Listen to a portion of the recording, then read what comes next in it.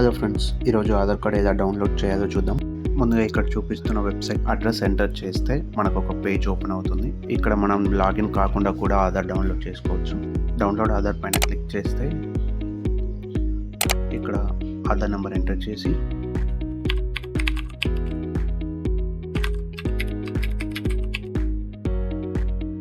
ఆ తర్వాత క్యాప్చా అనేది ఎంటర్ చేయాల్సి ఉంటుంది. తర్వాత సెండ్ ఓటీపీ పై టిక్ చేస్తే మనకు ఒక మొబైల్ నెంబర్కి ఓటీపీ రావడం జరుగుతుంది. ఆ వచ్చిన ఓటీపీని ఎంటర్ చేస్తే ఇక్కడ వెరిఫై అండ్ డౌన్లోడ్ అనే ఆప్షన్ ఉంటుంది. దానిపైన క్లిక్ చేయాలి. తర్వాత మనకు ఓటీపీ వెరిఫికేషన్ అయి డౌన్లోడ్ అవ్వడం జరుగుతుంది ఆధార్ కార్డ్ అనేది. ఇక్కడ ఆధార్ పాస్వర్డ్ అనేది ఎంటర్ చేయాల్సి ఉంటుంది.